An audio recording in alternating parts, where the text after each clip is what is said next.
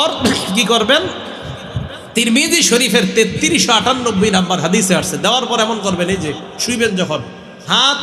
মাথার নিচে রাখবেন রাখার পর আল্লাহরে বলবেন আল্লাহুম্মা কিনি আযাবাকা ইয়াওমা তাবাসু ইবাদাক আল্লাহ যেদিন আপনি আপনার বান্দাদেরকে কিয়ামতের ময়দানে উঠাবেন সেদিন আপনি আপনার আযাব থেকে আমাকে বাঁচান বাংলায় বলবেন আল্লাহ কিয়ামতের মাঠে যেদিন উঠাবেন সেদিন আমাকে আপনার আযাব থেকে বাঁচান এটা হলো মাথার নিচে হাত রাখা এরপর মুসলিম শরীফের 2714 নাম্বার হাদিস রাসূল বলেন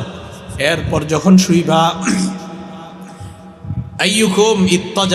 ইত্তাজা আলা শিক্কিহিল আইমান ডান কাত হয়ে শুইবা শোয়ার পর আবার বুখারীর 6320 নাম্বার হাদিসের বর্ণনা যখন তুমি ডান কাত হয়ে শুইবা তখন বলবা বিসমিকা রাব্বি ওয়াদাতু জামবি আল্লাহ আপনার নামে আমার দেহটা বিছানায় লাগাইলাম ওয়াবিকা আরফাহু আপনি চাইলে আবার দেহ বিছানা থেকে উঠাবো আবার বুঝেন আল্লাহ আমাদের ঘুমের মধ্যে আত্মা কবজায় নিয়ে নেয় চাইলে আল্লাহ ফেরত দিবেন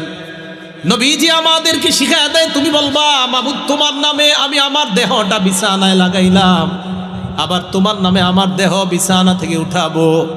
ইন আমসাকতা নাফসি আল্লাহ আপনি যদি আমার জানটা কবজায় নিয়ে নেন আমার ঘুমের মধ্যে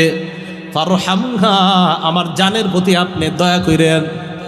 আল্লাহ ঘুমের মধ্যে যদি আমার জানটা আপনি রাইখা দেন আর যদি ফেরত না দেন ফারহামহা আপনি দয়া করেন না বুখারীর বর্ণনা মুসলিম শরীফ আসছে ফাগফির লাহা আল্লাহ আমার ঘুমের মধ্যে যদি আমার জানটা আপনার কাছে নিয়ে নেন মেহেরবানি করে